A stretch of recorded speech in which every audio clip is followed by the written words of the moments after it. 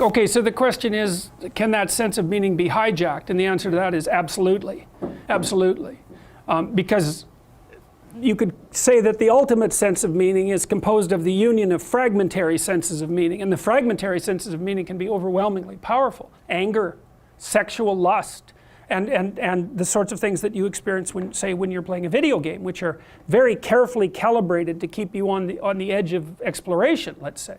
Now, I'm not a foe of video games, because games are complicated and it isn't clear what people are doing when they're playing them. You know, they may be expanding their cognitive skills, they may be learning to cooperate, they may be learning to engage in complex problem solving. And so, but part of it's also a matter of balance. You know, 50 hours a week, probably not, unless you're going to go pro, right? Because there's other things you need to be attending to. It's not a stable solution for you, your family, your society. It's too one-sided. Yeah, and you can get pulled down rabbit holes of all sorts that are one-sided pursuits of meaning. So, and it's something we're actually going to talk about as the later classes unfold. The question is, how do you stop yourself from falling prey to a pathologized sense of meaning?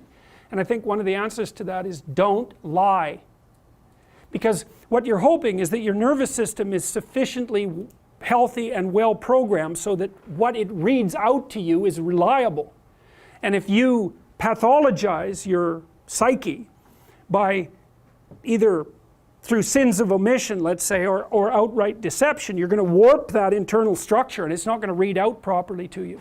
And then your sense of meaning will lead you astray. So like one of the reasons for speaking the truth, I shouldn't say that because you don't know how to speak the truth, but you do know how not to lie.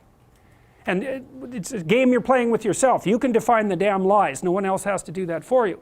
You try not to utter falsehoods because you warp your neurological structure by doing so, and then it will read out pathologically. And then if you rely on it to guide you, it will run you right off a cliff.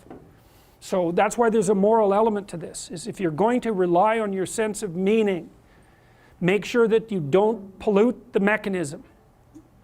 See, this is partly why people go to confession, right? Which is like I said, a psychotherapeutic technique. It's like, okay, what stupid, miserable, wretched things did I do this week?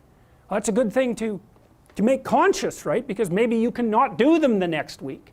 And you think, well, why would you bother? It's like, well, you're in a ship. It's sailing across the stormy seas. If you're hacking holes in it with a pickaxe, you should probably pay attention to that before you sink. So it's a good idea to keep what you're doing that's stupid in mind so that you can stop doing it.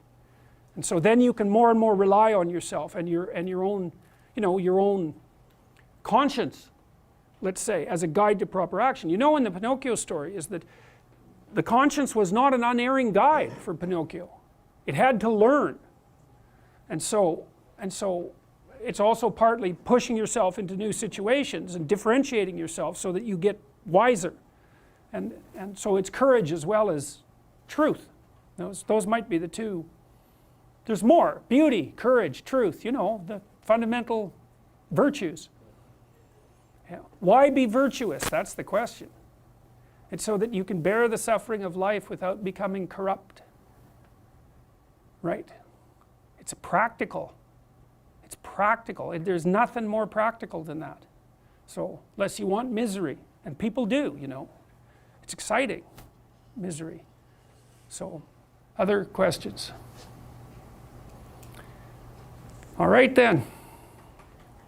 See you next Wednesday.